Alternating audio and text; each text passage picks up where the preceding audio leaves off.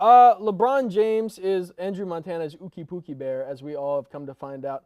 That was just, a little riff on today's show. We are going to be talking a little bit of NCAA March Madness, some MLB opening day, and a pretty fun game show, I think, with two people that are very excited to do it, I guess. But before we get started, we have a very special announcement to make. This has been a long time coming. A lot of work has gone into this, a lot of hard put hours, And we have, if you want to cut the camera to, Sydney Sweeney in studio today. Cut. They're not going to cut. April Fools! She doesn't like any of us, which is so sad. I cried myself to sleep last night. Anyways, don't go anywhere. I'll be back. Mason Myers, you should have cut the camera too. That would have been a cooler shot. But we'll be back after this commercial break.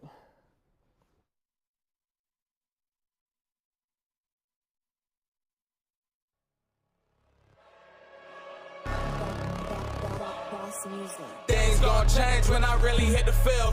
Undefeated champs, man, you know what's the deal. Tryna find a kid, I'm in the field doing drills. Boy, you just a sucker, you ain't never keep it real. 3 rings in my hand, I'm a warrior to the max. When I hang it up, they gon' have to give me plaques. Step up in the building and I only bring the facts. When I make a highlight, they gon' replay, run it back. Okay, always locked in, now I don't got time to lax. Saying he the best, he could take a lap. Batted 1,000 when you check the stats. Boy, is you ready? You ain't gotta ask.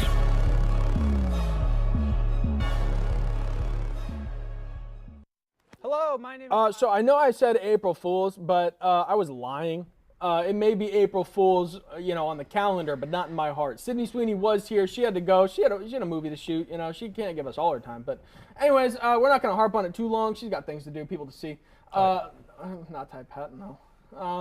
But anyways, we're here with proud Justin Fields enthusiast Jared Fox, now Combine regular, I assume, Ben Huber, and avid Ty Paton hater and host of Nighttime, Matty Glass. Matty Glass hates Ty Paton. It's kind of crazy. I don't think I've ever been dookied on as much as when Matty Glass. Just unjustified, man. Yeah, that's what I'm saying. But anyways, like I mentioned previously, we are talking some March Madness, even though that's usually her department. We took a look at what was going on in sports today and saw nothing. There was nothing going on. So we had the biggest women's basketball game tonight of all time. True. Actually true. For NCAA though. Yeah. And honestly, all of women's basketball, and you don't even care. NCAA. Yeah, that's more popular than the WNBA. I would say, honestly, the biggest college basketball game of all At time. least Yeah, but college isn't our department. College is not, we have to look at professional sports. UFL Open. UFL is awesome. If you haven't watched it, go watch it. It's really cool. But anyways, we have reached the Final Four in the men's NCAA March Madness tournament. Finally. After 4 rounds of March Madness that have, came past and all that, we have our Final Four, and we have Purdue, UConn, Bama, and surprisingly, NC State. And we're going to be going on how these 4 teams managed to make it to the Final Four, what they had to overcome, what adversities they had to face, and which TikTok stars they had to take down in the process. But we're starting off, I want to kick things off with, I believe, Jared Fox, who's got the University of Connecticut, the UConn, who's arguably one of the most dangerous teams right now. What do you got? Yeah, I mean, UConn, their average margin of win is 27.75. Like, come on. They're blowing teams out. It doesn't matter who comes in the way. They are blowing them out of the water. And honestly, I think they're going to the championship, but they aren't my team to win. But we'll get to that later, right? We'll get to that later. Do you know who they beat on the way there? Illinois. And? Nebraska, I think. I'm pretty sure. Northwestern, that's right. End team. Knew that. Look, it's right there. It's right there. We got Stidham University.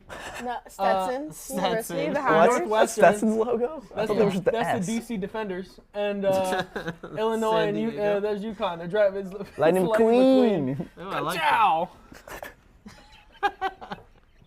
That's awesome, man. Shout out to the director. Yeah, shout out Mason Myers. You absolutely cook with this graphic right here. I like how you put a little bit of shading in the bushes over here, too. That was very, very well thought out. Oh, yeah. Very nice. Yeah, I think it was really, really nice. I like the clouds, too. Yeah, it was very well put together. Yeah.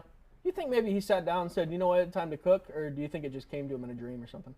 I think he did it in his sleep. This looks dream-esque, man. Like, in his sleep. I wouldn't be surprised, honestly. This looks like something that came out of LeBron's Look at the computer. shadows under the road. Maybe Paolo. Oh, yeah, shadows under the road, too. He's cooking. This is the road to heaven right here. Anyways, so University of Connecticut has beat all these teams, and apparently they're Lightning McQueen. So you mentioned you think they're going to the championship. We will get into it later, but is there any standouts here or any key players by chance that you want to talk about? I mean, honestly, they're a pretty well-rounded team. Their big threes, their 2 starting guards and their center. But, they are pretty well-rounded. They all usually score around 15 points, like all their starters. So, they're just a team. There's not really, a star player like a Zach Edey. But hey, I don't want to hear it. Yeah.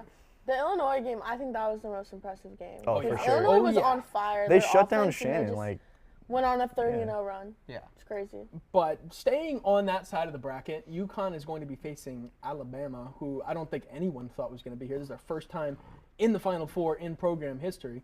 Wouldn't you know it? After that, just hire Nick Saban as your basketball coach. Maybe something will happen there. But Ben Huber, I believe you're covering our Alabama group. Oh, yeah. What do you got? Man, I love this Alabama team. They got the highest scoring points per game in the NCAA. I mean, when a team is scoring 90 points per game, they're going to win most of their games. They scored 89 against both UNC and Clemson. The guy that was popping off, I mean, they have Mark Sears. He's been playing great. He scored 23 against Clemson, hit 7 threes, and helped them advance. Grant Nelson, power of the mustache, reigns supreme in the paint. I mean, he popped off against UNC. And also, Nick Pringle has been a great piece offensively and defensively. They also had GCU, which that was their lowest scoring game of the whole tournament, 72-61. And honestly, no one saw this coming. How did this come to be? We have our little fancy road here that our producer Mason Byers put together. Where did they start off up here at Charleston, and how did they end up getting all the way to Lightning McQueen spot where they are right now? I mean, they just picked up momentum. I mean, they had that high-scoring game against Charleston, 109-96. I mean, that was a big one. They beat GCU, and then UNC. I did not think they were going to get past them, but they did it. And then Clemson, that was a little bit of an easier game. Clemson kind of snuck their way in there too. And their high-flying offense is under the Final Four. They are most definitely under the Final Four to face UConn. Gentlemen, I know you both covered your respective teams, but before we move to my side of the bracket, fight it out a little bit. Who's winning? What do you mean? Between our 2 teams? Yeah. I got UConn all the way. What are you thinking, man? Easily. Yeah, I think UConn's going to win, but you can't count out Alabama though. Just throw Bama under the bus like that. I see how it is. I got UConn at a 20-point spread. Whoa! A 20-point spread? 20 burger, baby. But look, you saw That's a double patty. You saw UConn play against Illinois. They held them to 55 points. Illinois is a top 10 scoring team in the NCAA. Alabama's number 1. I mean, I think UConn's going to shut them down. I don't think they have the firepower. Let's move to DJ Burns and the North Carolina State unit they got over there. NC State. Matty Glass, you're talking about NC State. This team looked like it stunk 4 weeks ago, reeked of manure. And then all of a sudden they're in the Final Four. What happened? We just go ahead and throw out that little Lightning McQueen. They went into the ACC tournament. Their coach was actually on the hot seat. He's not anymore, but they went into the ACC tournament, won 5 games in 5 days to get into the tournament as an 11 seed, and then beat Texas Tech in the first round. DJ Burns, that was kind of our first introduction to DJ Burns and everything he can do. Yep. So they cruised by Texas Tech, got to play Oakland in the second round. This was more of a tougher game and went to overtime, but again, the 2 DJs, DJ Burns, DJ Horns, kind of came through. And Marquette, and this is where everyone kind of thought their run was going to end, but they came out on top once again. Wasn't even really close. And then that is the Duke logo. It looks really devilish. But again, everyone thought they were going to lose to Duke. Duke is obviously their little in-state rival. But they came out on top once again. And they actually have more losses than any Final Four team ever. Duke? NC State. Oh. So they're going to the Final Four as the most losses all time, but it doesn't matter.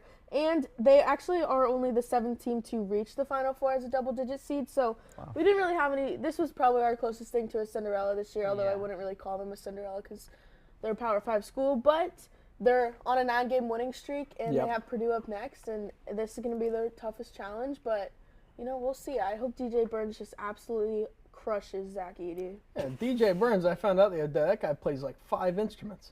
What? Really? Yeah, apparently they did an interview with this guy. He plays 5 different instruments and he reads a book like every 2 weeks. And Well, good for him. I saw him run out on the court and I was like, this guy doesn't. He's a one-man Show his band. intelligence. He's a very Like, smart you player. know. He's literally Jokic. Well, I mean, he walked out there originally. I know, no discredit to DJ Burns. That guy's awesome, but it looked like DJ Burns was like pounding Big Macs in his time off. You know, that guy was, Probably. he was running out a little. Big Getting Red his Andy nutrition. Reid. But anyways, speaking of who NC State is playing, Purdue is up next. The Boilermakers are hot. Ooh.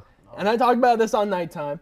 I foresaw them. I looked into my crystal ball and I saw them in my future in the Final Four. Oh my God, the number 1 seed made a Final Four. Oh, boo! Let's move on to their graphic, their road to the Final Four. They began with Grambling State, which I can't believe is a college, and they won by 28. Moving into Utah State, winning by even more. They win by, 39? Math is hard. Absolute 39 burger they put up. They go into Gonzaga, which used to be a pretty halfway decent Gonzaga. basketball school, and they win by 12. And then they still come into good. Tennessee, and they struggled a little bit mid-game with Tennessee, but it wasn't absolutely heinous. They came out with a W, 6-point lead. And now Purdue is heading to the Final Four, and I think the biggest takeaway I've gotten from watching them so far is that these guys, like, they play through the buzzer. Out of all the teams that I've watched thus far in March Madness, a lot of them will play 90% of the time, get to the end, and then falter a bit. Purdue does not, and the mastermind behind that, hate him or love him, is Zach Edey. This guy in March Madness put up 30 points per game, 16.25 rebounds per game, 4 straight double-doubles in March Madness thus far, and you can't leave him alone. That's the problem. You leave him alone, he scores in the paint. If you try to be physical with him, he draws too many fouls. So no one's had an answer for this guy yet, and that's going to be what makes a big difference. That's the difference between a runner-up and a championship team, is if you can guard Zach Edey. I hate him as much as the next guy, but you got to find a way to restrain that guy, otherwise he's winning games. But moving and I heard he's washed. I don't want to hear that again. Don't you talk about my Purdue Boilermakers like that. I can hear everything. I'm like a bat. Anyways, moving into our championships and what we think is going to happen. Jared Fox, I want to kick it off with you. You had UConn likely right now the betting favorite to win the championship. I believe they are. That's not the team that I He had. had Purdue. Yeah, I had Purdue. I Well, you were didn't- covering UConn. Yeah. Oh, I so had UConn. you had UConn to I win? had UConn as well. Boo. Oh, so y'all. Ooh. Let's find it out. So I think, okay. can we all agree that it's going to be UConn Purdue in the finals right now? I mean, I I'm not think going to so. fully agree, but I think that's a likely scenario. Yeah, I think that's probably the most likely. Hey, big shout out to Makes the most sense. Big shout out to NC State though. We were just talking. Their women's team has made it to the championship, I believe, Yes. and their men's team has made it to And the Final UConn Four. has a chance to do it too. Yeah, UConn also has the same chance to do it. It's phenomenal play by both teams on both sides. Anyways, we just wanted to give a little shout out. Anyways, you have UConn going. You also Yeah. have Purdue going. I'll say yeah. All right. Honestly, yeah. I mean, that makes the most sense. All right. Yeah. Are you spicing it up? Are you changing it? No, I'm not changing Oh, it. What are you okay. crazy? I think Purdue that's NC what State's gonna be really interesting. I mean, Yeah. I just don't think they have the height to stop Zach Edey. They have Burns who's 6'10". They have Middlebrooks also who's 6'10". But like Edey's 7'4". Like, what are you gonna do? I think it depends on DJ Burns' fouls. Because if he gets into foul trouble against Edey, which is probably likely, because he's been in foul trouble. He was in foul trouble against Duke. That's gonna hurt them. Yeah. I mean, he's a foul merchant. Like, he pays the refs himself. Yeah. Like, with his Exactly, NIL yeah. money, he really pays the refs. Edey, the So- refs love him. Yeah. Yeah. He went up to the basket with the ball here, and he gets fouled. I'm like, yeah. Here's the like- thing. Going into just Purdue and what they've done so far through March Madness, per game, 84 points, 23 assists, 44 rebounds, 3 blocks, 4.25 steals, and most impressively, 19.75 fouls drawn per game. I think UConn's been better. At fouls drawn? No. I'm about to say, At basketball. That's the key point. Yeah. Zach Edey walks up to the free throw line, like half the time he stinks. But, I mean, he's still putting up like 30. Yesterday, he put up a career, or yesterday? Was it? No. 2 That's days 2 ago? days ago. 2 days ago, he had put, well, technically 3 for people watching, but who's really counting? He put up a career high 40 points in a phenomenal game, which saw them make it to the Final Four. But If you can't cover, I know we were talking about Duke. UConn having one of the biggest centers in basketball right now, someone who can actually cover Zach Edey. Donovan Clean, I think he has what it takes to go up against Edey. I do too, He's yeah. physical. I think the Illinois coach said in an interview during the game, like, if he blocks 100 shots, he blocks 100 shots. And he did. He blocked 100 shots, basically. He's a very good. That's a lot of shots. Illinois scored like 15 total points when he was on the court. That's actually He's crazy. crazy. That's wild. He's That's actually insane. crazy. So bananas. It's like Jonathan Isaac type defense right there. J.I. J.I., you're right. Healthy. For those that don't know. Yeah, I think UConn has what it takes. For sure. You like UConn? No, I have Purdue winning it all. W. You like UConn? Yeah, I mean, I can't bet against them. They're too good. Yeah, you can. Yeah, you It's just can, a simple baby. click But I of a don't button. want to, though. Come on now. I think it's foolish. I think the UConn men's and women's teams are going to win the national championship. Whoa, Hot take. that's a hot Hot take. take. That's Dickie a Buckets very hot has take. got UConn tonight against USC. All right, well, we will see. Watch none of us win, and it's Alabama, NC State in the That'd be championship. awesome. I mean, That I would would be rather, pretty I wild, would rather. I would watch rather that. that. I just all hope four it's, of our takes I are hope it's bananas. not like UConn NC State because that's a higher chance of a blowout. Yeah. I also hope it's not Purdue, Alabama, because Alabama I get do. bent over, spanked by Purdue and Zach Edey. I'd be It would rooting very hard for Alabama. nasty. Yeah. I will never root for the Tide. But regardless, so we got two None for but that. Purdue, two for UConn. This is set to be a very exciting finals. But I believe that's all the time we have for segment one to talk about this. Look for Purdue to win the whole thing. If you haven't placed your bets, do so now.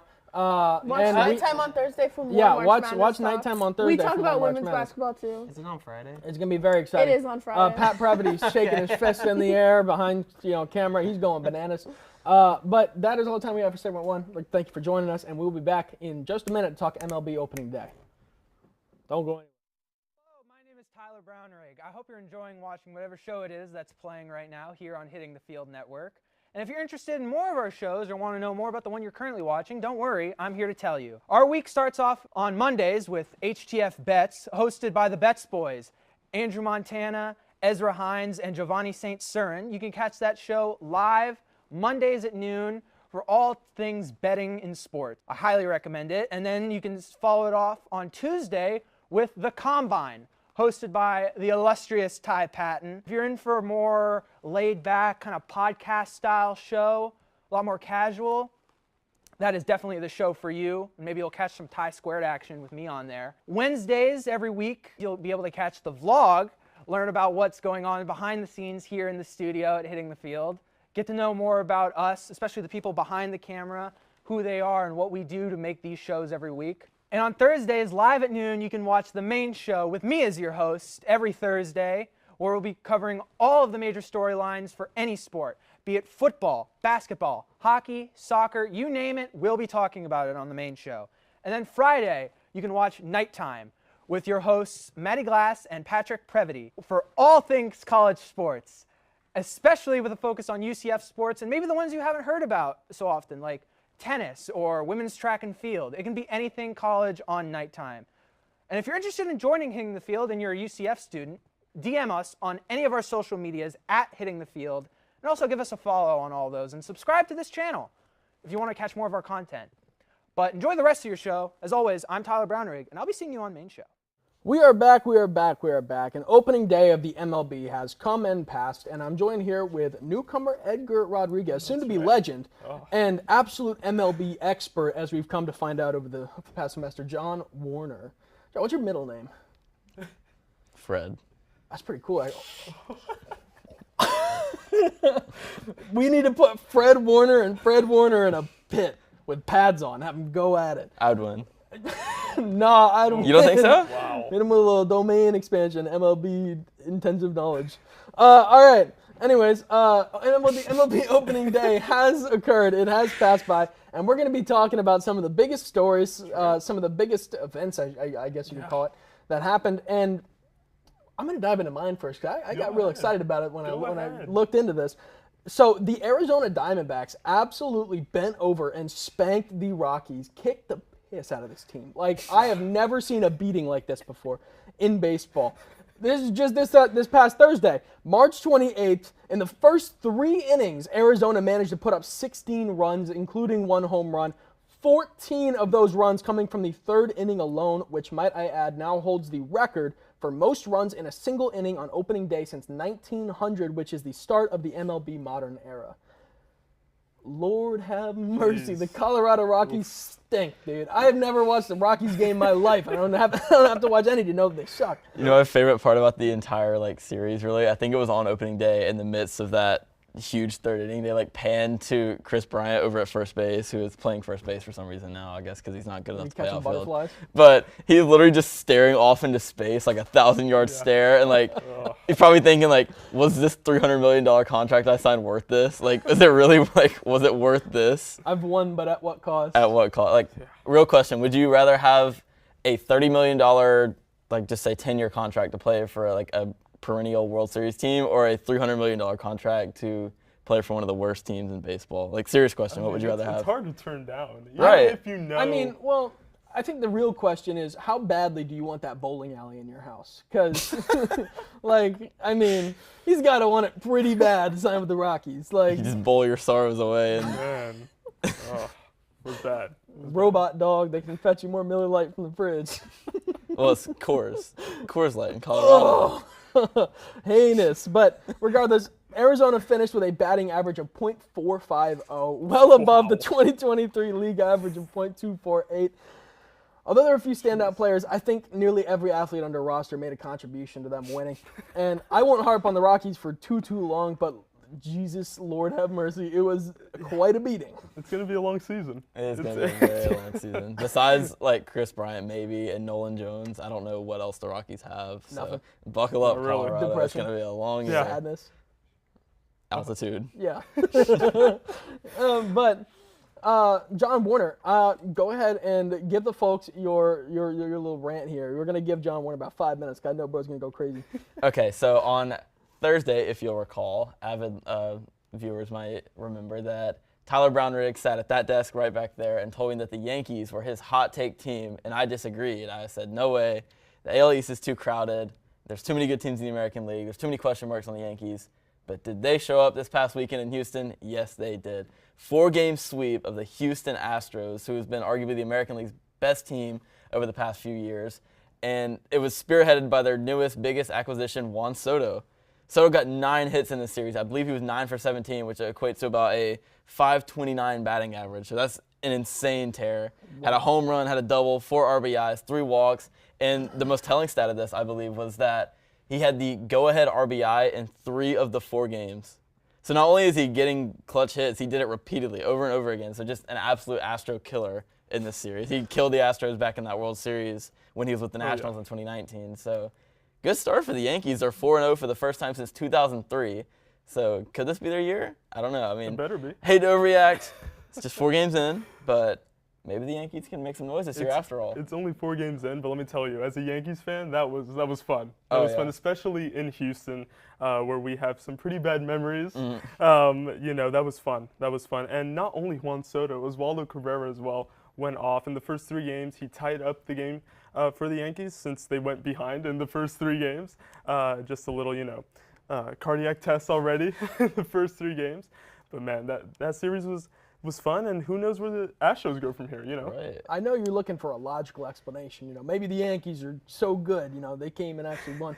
I'll tell you what the logical explanation is. I figured it out. So last year during the Astros run to the World Series, there was a bit of a superstition going around, and it involved the Astros bringing out 4 people to one of their games in, the ALCS? People involved Scott Stapp and the remainder of Creed, baby. They came out and the Astros win the World Series. And you know what happened recently? They took Creed off the playlist. We're losing songs. We're losing them. That's You the reason, need to then. put one last breath higher and with arms wide open, smack dab in the middle of your playlist, and you win baseball games. That's what happened. Or maybe the Yankees took it on. Maybe the Yankees started listening to Creed. Who knows? We cracked the code. Hey, we did. We That's- just that's- figured it out yeah. right here on Combine. There When you go. the Tampa Bay Buccaneers start listening to Creed, we win the Super Bowl. I want you to come back here. Anyways, John Warner, do you have any other last thoughts on your pick here for the Yankees? On the Yankees, more so about the Astros. I think the Yankees, we'll figure out what they are in a few months. We'll know. I wonder if they'll, when they get Garrett Cole back, they'll really be in position to make a run in the AL East, if they are for real. But like I said, it's a little early for the talks of winning the division. They're still not better than the Orioles at the end of the day. They're still at absolute best, the second best team in this division. In no way are they better than the Orioles. But it'll be interesting to see if the Yankees can make some noise finally. Yeah. And Mr. Edgar. Oh. Fire off, man. What do you got? All right. So, of course, the chaotic series that kicked us off this weekend was, of course, the Mets and the Brewers. Opening day, we already had some benches clearing action as, who was it? Hoskins, of course, slid into second base. Jeff McNeil took exception to it, did not like it at all. Benches cleared. So then what does he go do the next day? It's 4 for 3, a 2-run homer to deep left field. And that just kind of set the series off in this tension almost like surrounding the whole 3 games. Of course, the first got postponed.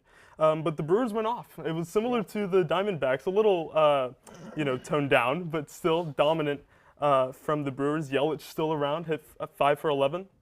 Adames 4 for 12. Contreras 5 for 13. So they have some good players in their lineup. And of course, Jackson Chourio, I'm not sure if you saw, debuting this weekend and hitting 417, already 2 runs batted in. So look, the Brewers starting off well. As a Yankees fan, always good to see the Mets suffering. But yeah, that series was just so filled with tension and so chaotic right from the off. Right, and I love it, because they have a little bit of history here. So Rhys Hoskins played for not necessarily the Brewers and Mets, but Rhys Hoskins played for the Phillies for the past few years of his career, and Jeff McNeil's still in the Mets. So these two teams played a lot.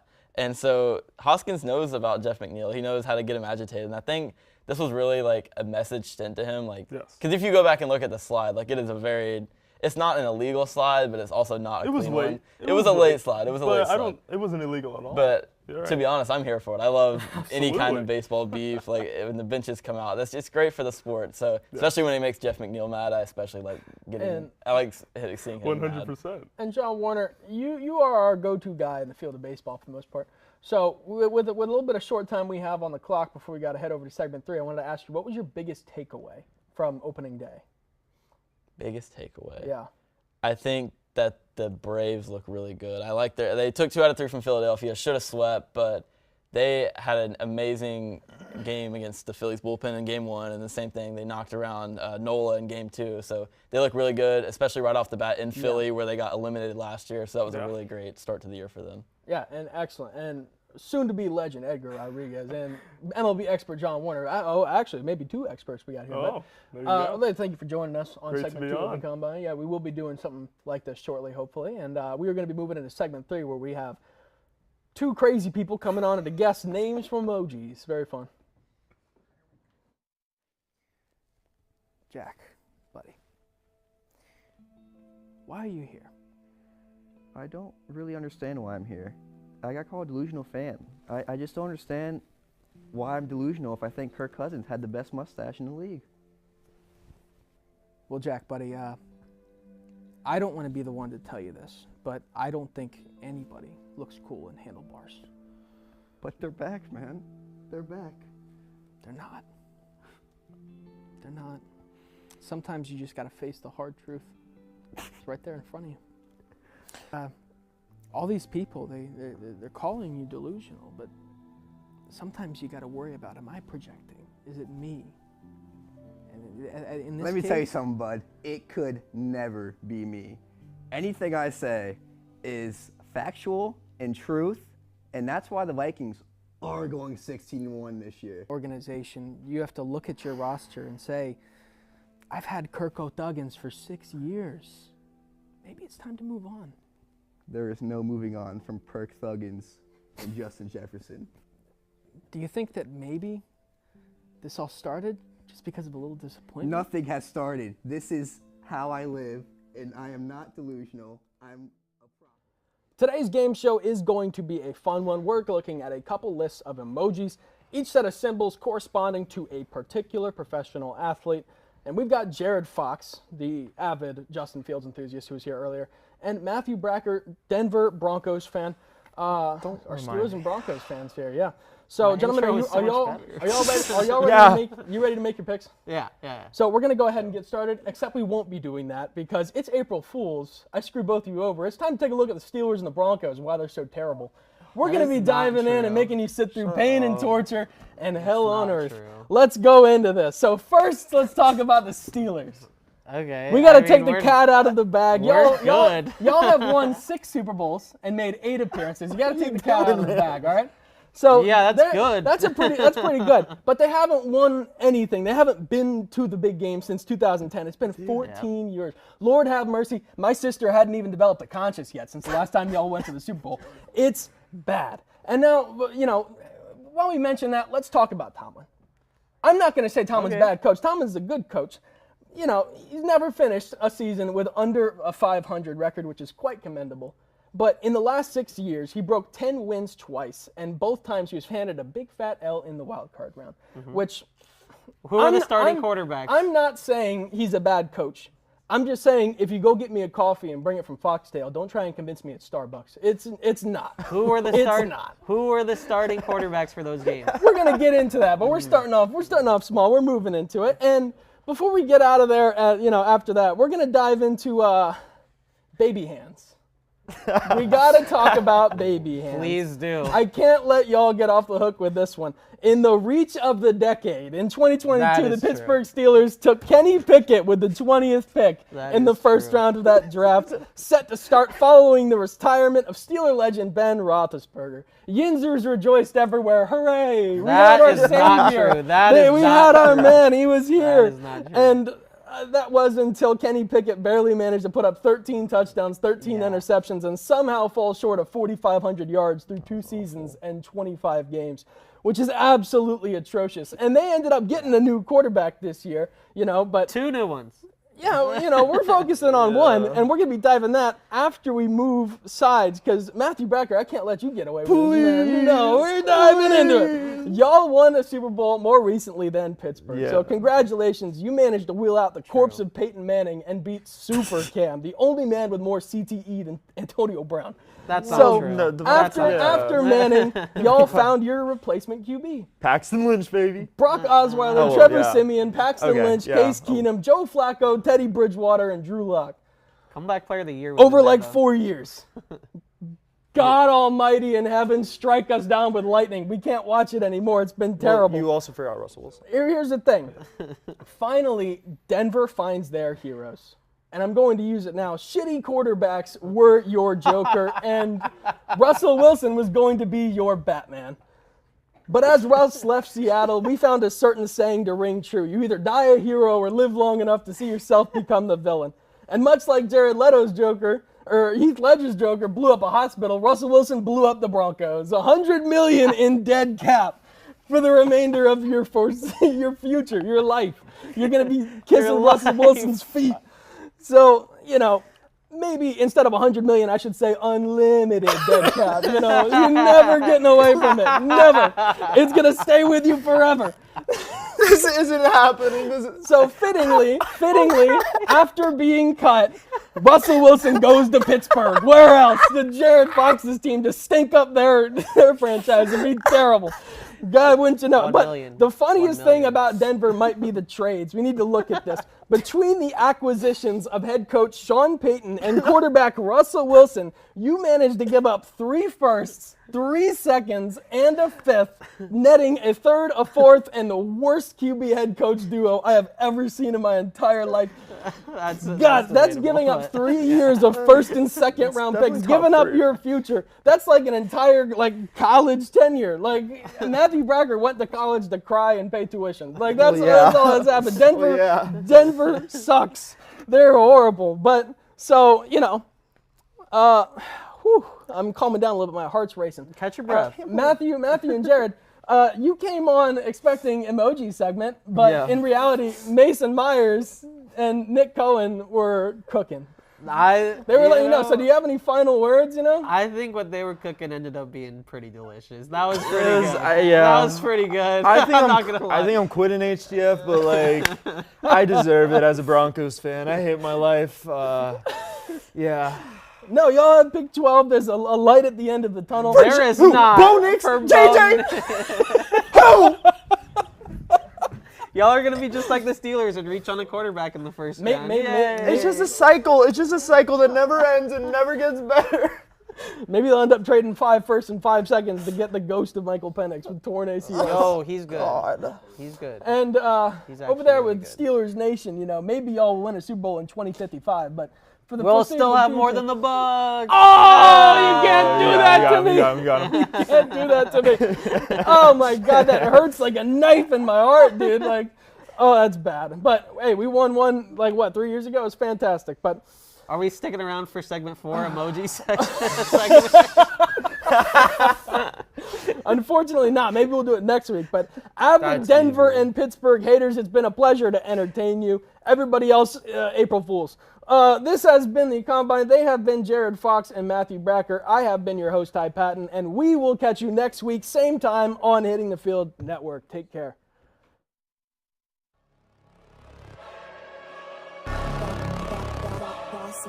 Things gon' change when I really hit the field. Undefeated champs, man, you know what's the deal. Tryna find a kid, I'm in the field doing drills. Boy, you just a sucker, you ain't never keep it real. 3 rings in my hand, I'm a warrior to the max. When I hang it up, they gon' have to give me plaques. Step up in the building and I only bring the facts. When I make a highlight, they gon' replay, run it back, okay? Always locked in, I don't got time to lax. Saying he the best, he could take a lap. Batted 1,000 when you check the stats.